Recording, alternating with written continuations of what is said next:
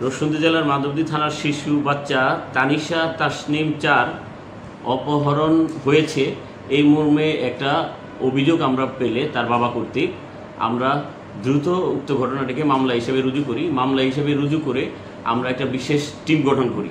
উক্ত টিমের নেতৃত্ব দেয় এসআই আলামিন, মোহররম সহ অন্যান্য অফিসার ও ফোর্স।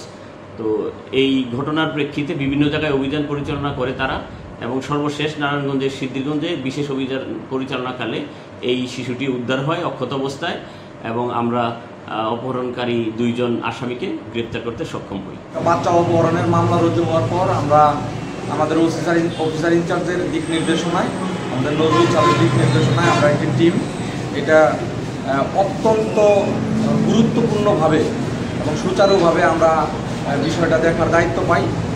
আমাদের টিম এবং তথ্য প্রযুক্তি এবং লোকাল সোর্স এর মাধ্যমে অভিযান পরিচালনা করি, একাধিক জায়গায় অভিযান পরিচালনা করি, এবং সর্বশেষ নারায়ণগঞ্জ জেলার সিদ্ধিরগঞ্জ থানা উত্তর আজিবপুর এবং হিরাঝিল এলাকায় অভিযান পরিচালনা করে আমাদের যে অপহৃত শিশু বাচ্চা তানিশাকে আমরা উদ্ধার করতে সমর্থ হই, এবং অপহরণকারী 2 জন আফসার এবং ফাতেমা এদেরকে গ্রেপ্তার করতে সমর্থ হই। ধন্যবাদ।